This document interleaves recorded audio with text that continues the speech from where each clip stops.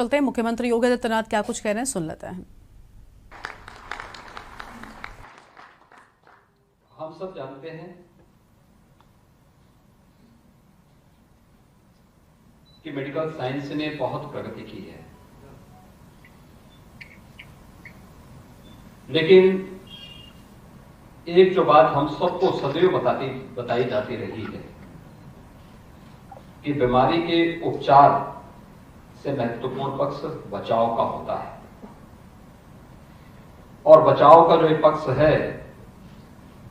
यह हम सबको आज के इस national centre for policy research in tobacco control के इस कार्यक्रम के साथ जोड़ता है। हर व्यक्ति जानता है और हम लोग बचपन से भी इस बात को सुनते रहे हैं कि तंबाकू से किस किस प्रकार की बीमारी होती है, या धूम्रपान से या टोबैको किसी भी प्रकार का हो, वह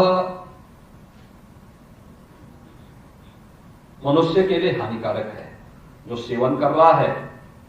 उसके लिए तो हानिकारक है ही, लेकिन जो स्वयं सेवन नहीं कर रहा है लेकिन ऐसे व्यक्ति के संगत में है,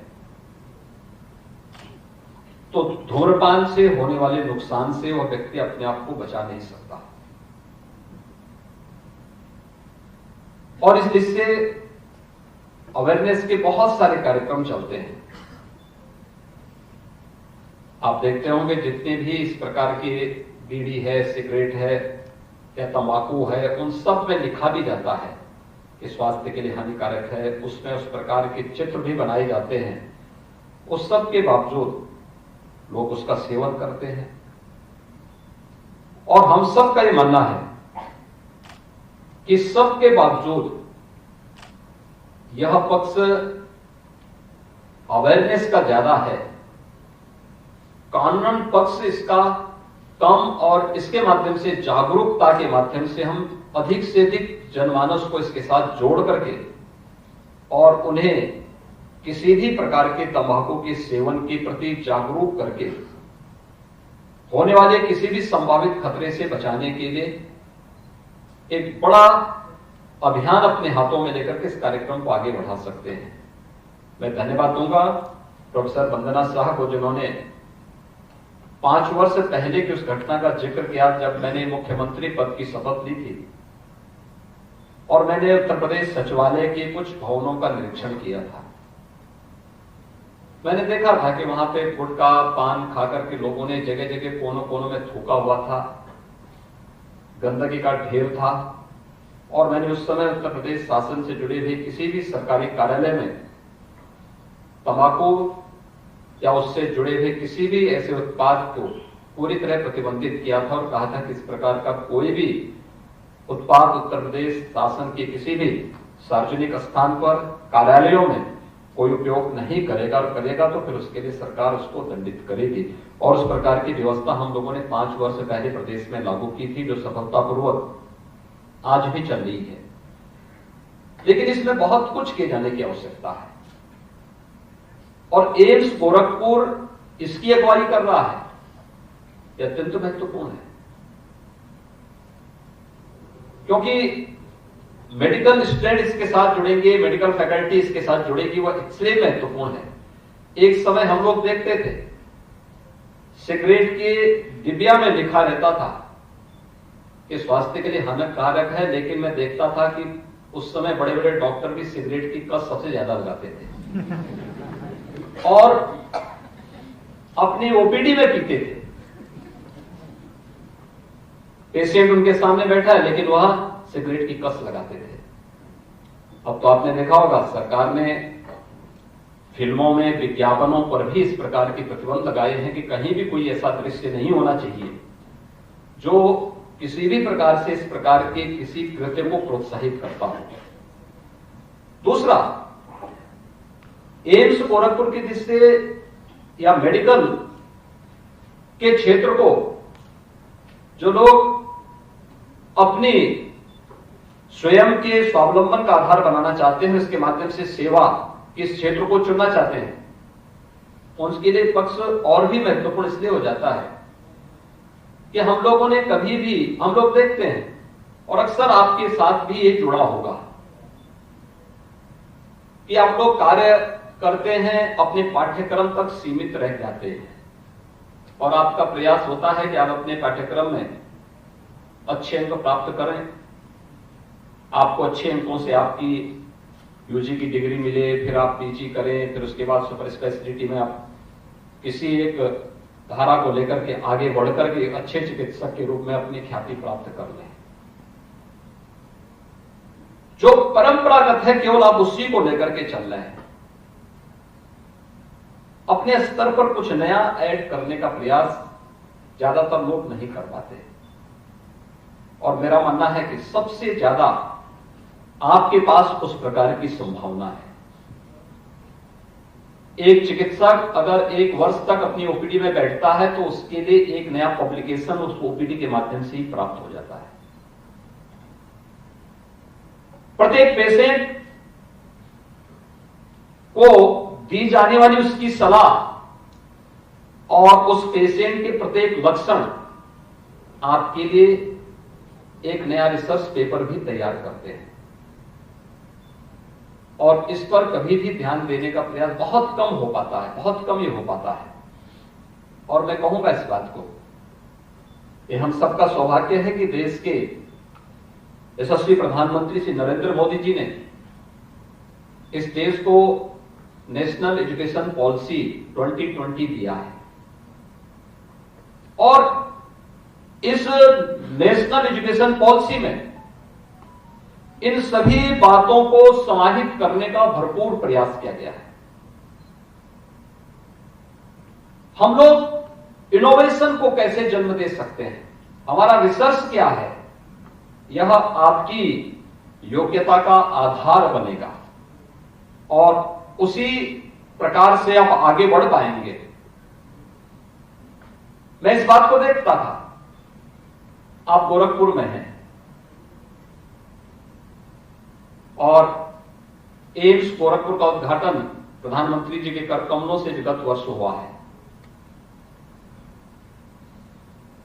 इससे पहले यहां पर आपकी यूजी की कक्षाएं प्रारंभ हो चुकी थी, तब भी मुझे यहां आने का अवसर प्राप्त हुआ था। यहां पर जो पुराने फैकल्टी मेंबर्स हैं आपके एम्स गोरखपुर और गोरखपुर से जो जुड़े हैं वे इस बात को जानते हैं। देखिए, आज भी हम लोग कहां और किस रूप में जीने का प्रयास कर रहे हैं, बड़ी वैसी स्थितियां हैं इस पूर्वी उत्तर प्रदेश में और खासतौर पर उत्तर प्रदेश के 38 जनपद ऐसे थे जहां पर 1977-78 में एक बीमारी आई थी, मस्तिष्क ज्वर की, इंसेफ्लाइटिस की, और 40 वर्षों में इस बीमारी से पूर्वी उत्तर प्रदेश के 50,000 से अधिक बच्चों की मौत हुई थी। मैंने इस पर बहुत ढूंढने का प्रयास किया, लेकिन 40 वर्षों में एक भी रिसर्च पेपर पूर्वी उत्तर प्रदेश में इंसेफ्लाइटिस पे नहीं लिखा गया। 50,000 बच्चों की मौत हो जाती है, कोई इस पे काम नहीं कर पाया। बिहाड़ी मेडिकल कॉलेज में उपचार होता था, अच्छा उपचार होता था, पूरा प्रयास करते थे, संसाधनों का अभाव था, वो सब के बावजूद होता था। लेकिन वह जिस भी पीडियाट्रिशियन से मिला, 1 से 15 वर्ष तक के बच्चे ज्यादातर मरने वाले थे। मैं जिससे बात करता था कि भाई इसमें कुछ हुआ, वो केवल कुछ जानकारियां थी और उससे भी ज्यादा अंधेरगर्दी कहां थी। जापान ने वैक्सीन बना लिया था 1906 में और भारत में वैक्सीन आया 2006 में, 100 साल के बाद। कोरोना महामारी में आपने देखा होगा 9 महीने के अंदर प्रधानमंत्री मोदी जी के प्रयास से देश ने 2 स्वदेशी वैक्सीन बना दी। 2 स्वदेशी वैक्सीन भारत की, और भारत के अंदर 200 करोड़ वैक्सीन की डोजेस अब तक लग चुकी हैं। अगर हमने डिग्री ली है, इसका मतलब हमारा कार्य समाप्त नहीं हो जाता है। हमारे लिए एक विशाल क्षेत्र खुला हुआ है जहां पर हम इस रिसर्च की संभावना को आगे बढ़ा सकते हैं। और हर पेशेंट, याद रखना, आप भले ही जो आधुनिक जो मॉडर्न मेडिकल साइंस है उसमें इस बात को महत्व नहीं दिया जाता है, लेकिन आप आयुष के उसमें थोड़ा जाके देखेंगे तो उपचार की पद्धति व्यक्ति की प्रकृति पे भी निर्भर करता है, वह किस प्रकृति का है, उसी प्रकार की उपचार की पद्धति उसके लिए आवश्यक होती है। और मुझे लगता है कि टेबको कंट्रोल के लिए भी जो अभियान चल रहा है, इस अभियान को जागरूकता के साथ साथ इसे बृहद पैमाने पर हमें आगे बढ़ाने की आवश्यकता है। दूसरा, इसके तह में जाने की आवश्यकता भी है। एक बार आप लोगों ने अपने हाथों में इसको ले लिया, कोई भी पेशेंट आपके पास आता है और कोई इतना प्रतिष्ठित संस्थान जब इस कार्यक्रम के साथ जुड़ेगा तो स्वाभाविक रूप से एक कॉमन मैन उस पर विश्वास करेगा। मंचों से कोई भाषण कर रहा है, कितना विश्वास होता है नहीं कहा जाता, लेकिन एक चिकित्सक किसी व्यक्ति को बोलेगा कि भाई तुम्हारी बीमारी का कारण ये है, तुम्हारे कैंसर का कारण ये है, तुम्हें होने वाली ये परेशानी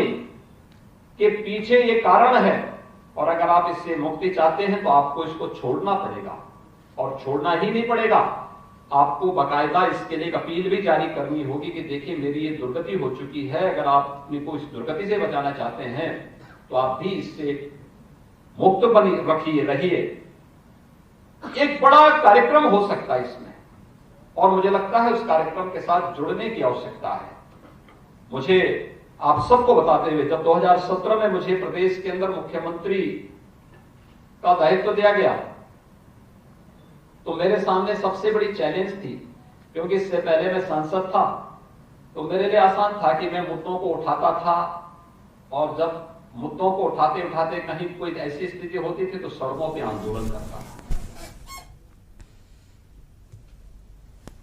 तो आप सुन रहे थे मुख्यमंत्री योगी आदित्यनाथ को गोरखपुर पहुंचे हुए हैं और कई अहम बातें कहते हुए